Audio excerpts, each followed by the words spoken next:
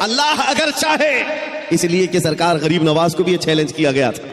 آپ کو ایک پجاری نے کہا تھا, وہ آگ جلائے بیٹھا تھا, غریب نواز نے کہا کہ ذرا اس میں ہاتھ ڈال دو, جس کی عبادت کرتے ہو یہ تو تمہارا خدا ہے.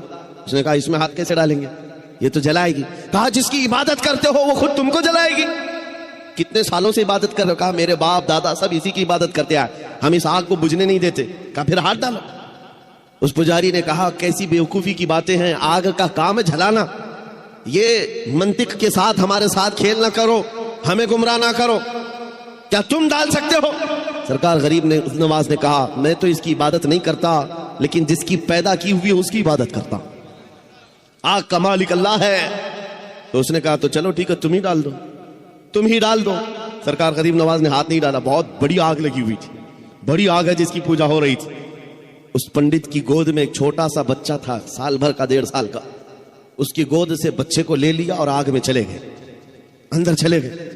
اب یہ چیخ پکار کرنے لگا کہ یہ درویش آیا, خود بھی جل گیا, میرے بچے کو بھی لے گیا. اور اتنا ہلہ کیا کہ اندر سے وہ نظر نہیں آ رہے تھے. لوگ جمع ہونے لگے, آس پاس کے سب جمع ہو گئے, اور سب کو یہ حیرت تھی کہ یہ جل کر راکھ ہو جائے, آگ کو بجھائیں گے تب یہ ملیں گے. کافی دیر ہو گئی, مجمع جب اکٹھا ہوا, کئی پجاری آئے. سرکار غریب نواز اپنا دامن جھاڑتے ہوئے آگ سے باہر تشریف لا رہے ہیں. بچہ بھی گود میں موجود ہے, صحیح سلامت ہے. اس نے چھین کر کے اپنے بچے کو لیا, جگہ جگہ پکڑ کر دیکھا, پیشانی بھی ٹھنڈی ہے, کپڑے بھی ٹھنڈے ہیں, کوئی گرمی کا اثر نہیں ہے. میرے عزیز و غریب نواز تو اللہ کے ولی ہیں, انہیں آگ نہیں جلائی. بات تو سمجھ میں آتی, بچہ پجاری کا تھا, یہ کیوں نہیں جلا؟ مفسرین کہتے ہیں, تاریخ دان کہتے ہیں, دیکھنا یہ ہے ہاتھ میں کس کے تھا بچہ. اسی لیے ہم کہتے ہیں خواجہ کا دامن, غوث کا دامن, ارے جہاں ہاتھ لگ جائے اس پر آگ نہیں لگتی.